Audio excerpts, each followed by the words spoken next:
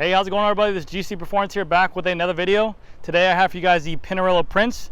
This is their T700 series with their ultegra Di2. I believe the retail on here is $5,500, and this is going to be a little bit more on their endurance side of the bike. They have taken some characteristics from the Pinarello Dogma, but it is a little bit more aimed towards a more relaxed ride. I think they added a little bit more stack. You can see here for the height of the bike. I think the head tube is also taller. The fork is a little bit more kicked out, but then they took some characteristics from the F10 Pinarello by making this a little bit more flat tube right here for a little bit more air design. They have the asymmetric frame design to make it more stiff lateral. They took the similar forks from the F10, and they kind of just made this bike a very fun comfort bike, if that makes sense. So it's a bike that can be very comfortable to ride for long distances, but still kind of have that quick, snappy setup of like a Pinarello Dogma or something like that, but you just don't want to be as bent over. So we'll go ahead and go through it and show you what you guys get with this model. So starting up at the top, you're getting the Pinarello Most brand, the aluminum bars on here. I guess that's the XA. And excuse my ignorance if I don't know majority of this. I'm not a big Pinarello dealer, and there's a lot to them. They do great products, but I don't know the full in-depth of each one. But this is their Pinarello aluminum Most bar. You have their Pinarello tape, and also you're going to get their Pinarello Most stem as well. The shifters on here are going to be the Shimano ultegra Di2. You have the electronic buttons right there and there. Also hydraulic disc. Going on down, you're going to get some Fulcrum wheels on here. Fulcrum aluminum wheels. They are tubeless ready. The tires are tubeless ready as well. They are the Vittoria Zaffirio Pro 700 by 25, but you can kind of see these are a little bit more of a, not a gravel tire, but definitely more of an endurance tire. It's not as smooth as a normal road tire or a performance tire. It definitely has a little bit more beef to it, just in case you want to take it on some cobblestones or what have you. You have that patented kind of Pinarello fork look to it with that little fishtail down to the end for the aero design of it.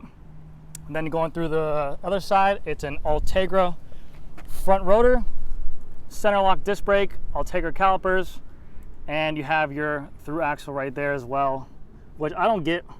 So if someone would know this, why does that stick out so much on Pinarello?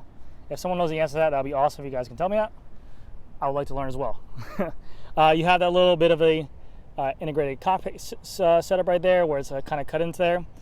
You have this Pinarello T700 asymmetric system frame design, high strength carbon fiber. This is the same carbon fiber that they use on the rim brake model.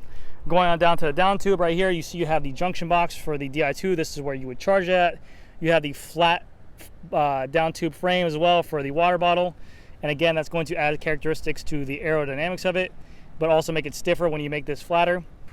If you do look at the frame, I don't know, it's going to be kind of hard to show it, but I'll show it like this. From the rear of it, it is asymmetric. So it looks like the left side is a little bit taller than the right side, and it favors, it kicks out a little bit more here. That's going to make it asymmetric, which is going to make it stronger laterally. So if you're climbing, if you're sprinting, you're going to get more efficient snaps on it. The rear wheel, again, you have these long, massive through axles on here. Please, someone tell me what that's for. Ultegra rotors, center lock, ultegra calipers, boom. It is a threaded Italian bottom bracket on here. If you didn't know, Pinarellos are all Italian made, so if you do ever get a bottom bracket ceramic speed, make sure you get the Italian version. You have that nice Pinarello blue, matching the Pinarello name in blue, matching the dark navy blue all the way down. And then you have this little signature here by probably the guy who designed it. Again, excuse my ignorance, I don't know. The nice little Prince logo, looks gorgeous. And then the Prince logo on the back as well. The seat post is in that same navy blue color as well, very cool. You have the integrated seat wedge right there. You have their Lynx saddle. Again, a Most brand saddle, looks very similar to these saddles we're seeing nowadays. Shorter nose, wider prostate cutout, flatter saddle for more support. This is what the cockpit looks like over the bars. Very cool.